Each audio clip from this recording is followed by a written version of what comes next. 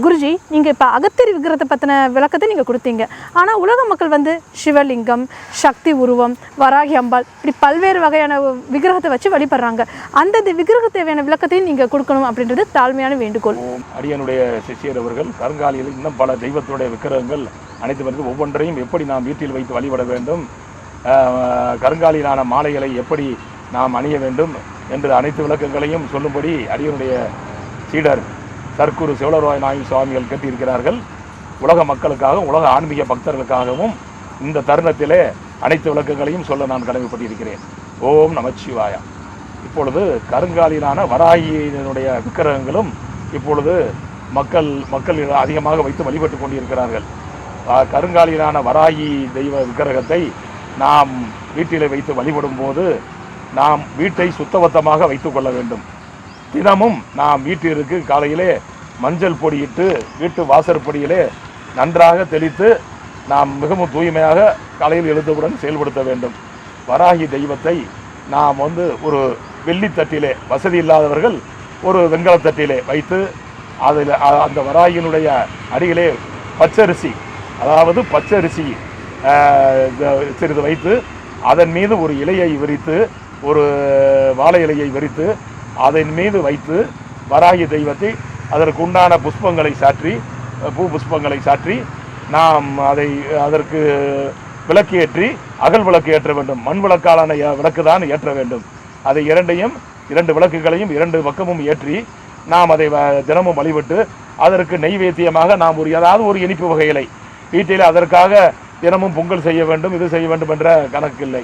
அதற்கான ஒரு இனிப்பு பதார்த்தத்தை இல்லையாத பல வகைகளை, கனிகளை நாம் அதற்கு உண்டான முறைகளில் அதை நாம் வைத்து வழிபட்டு தினமும் ஒரு 5 நிமிடமாவது அதற்கு அகல் விளக்கு ஏற்றி வைத்து வழிபட வேண்டும். நாம் குடும்பத்திலே அந்த வராகி கருங்காலி தெய்வத்தை வைத்து விக்கிரகத்தை வைத்து வழிபடும் போது நமக்கு அனைத்து நன்மைகளும் அனைத்து விஷயங்களிலும் நமக்கு ஒரு ஆக்கமும் ஊக்கமும் கிடைத்து நமக்கு தெய்வத்தினுடைய பரிபூர்ண சக்தி, நமக்கு நல்ல நல்ல விஷயங்களை நமது கனவிலே வந்து சொல்லக்கூடிய ஆற்றல் உள்ளவள் வராகி. ஆகவே நாம் பின்னால் நடப்பதை நாம் முன்னால் சில விஷயங்களை அறிந்து கொண்டு அதன்படி நாமும் நமது குடும்பமும் ஒரு நல்ல வழியிலே பிரயாணம் செய்யக்கூடிய ஒரு சக்தியை வராகி தெய்வம் வழங்கும். இரண்டாவது, கருங்காலியிலான சிவலிங்கம் வீட்டில் வைத்து வழிபடலாமா, இது சிவலிங்கம் வைத்து வீட்டிலே வழிபடக்கூடாது என்று சொல்கிறார்களே என்று பல ஆன்மீக பக்தர்களும் ஆயிரக்கணக்கான ஆன்மீகவாதிகளும் அடியனிடம் கேட்டுக்கொண்டிருக்கிறார்கள். இந்த தருணத்திலே அவர்களுக்கும் விளக்கம் சொல்ல கடமைப்பட்டிருக்கிறேன். கருங்காலியிலான சிவலிங்கம் 1/2 அடி வரை நாம் வீட்டிலே வைத்து, 1/2 அடி உள்ளவரை வீட்டில் 1 அடிக்கு மேல் வைக்கக்கூடாது. 1/2 அடி வரை வீட்டில் வைத்து சிவலிங்கத்தை நாம் ஒவ்வொரு சைஸிலும் கருங்காலி சிவலிங்கங்கள் இப்போது செய்யப்பட்டு மக்களுக்காக ஆன்மீக பக்தர்களுக்காக வழங்கப்பட்டு கொண்டிருக்கிறது. இந்த கருங்காலி சிவலிங்கத்தை நாம் வைத்து வழிபடும் போது ஒரு வெண்கல தட்டிலை வைத்து, அதாவது தினமும் ஒரு வில்வ இலையை அதன் கீழ் விரித்து அதன் மீது இந்த சிவலிங்கத்தை வைத்து நாம் நமச்சிவாய நாமத்தையும் தேவாரம் திருவாசக பாடல் தெரிந்தவர்கள் தினமும் ஒரு தேவார திருவாச பாடல்களை நாம் சைவ நெறிமுறைப்படி நாம் சொல்லி சிவபெருமானை வைத்து வழிபடலாம். வீட்டிலே தாராளமாக வைக்கலாம். நாம் மனிதன் பிறப்பு முதல் இறப்பு வரை நம்முடன் அனைத்தும் இருப்பது சிவபெருமானுடைய அருக்கடாட்சம் ஒன்றே. மனிதன் பிறக்கிறான், பிறப்பு என்று ஒன்று இருந்தால் மனிதனுக்கு இறப்பு என்று ஒன்று, அதில் எந்த ஒரு மாற்று கருத்தும் கிடையாது. நமதுடைய அந்திம காலத்திலே நமதுடைய கடாட்சம் மிகவும் ஒரு நல்லபடியான முறையிலே வேதனை இல்லாமல் அருக்கடாட்சத்தோடு அமைதியான முறையில் இந்த ஆத்மா அவன் சிவனுடைய அருக்கடாட்ச பாதத்திலே சென்றடைய வேண்டும். ஆகவேதான் கோயில் சுடுகாடு புலித்தோல் நல்லாடை தாயுமிலி தந்தையிலி தாந்தனியன் காணேடி தாயுமிலி தந்தையிலி தாந்தனியன் ஆயிடினும் காயில் உலகனைத்தும் கற்பொடிகான் சாலையில என்று தேவார திருவாசக பாடல் சொல்வது போல், மனிதன் கோயிலுக்கு செல்கிறோமோ செல்லலையோ, மனிதனுடைய கோயிலே சுடுகாடுதான் என்று தத்துவம் சொல்கிறது. நீ கோயிலுக்கு சென்றாலும் செல்லவிட்டாலும் நீ இறுதியிலே வந்து சேர்வது இங்குதான். அப்போது நம்முடன் யாருமே இருக்க மாட்டார்கள். எந்த உறவும் நம்முடன் வராது. எந்த பணங்காசும் எந்த சொத்து சுகமும் எந்ததும் நம்முடன் வராது.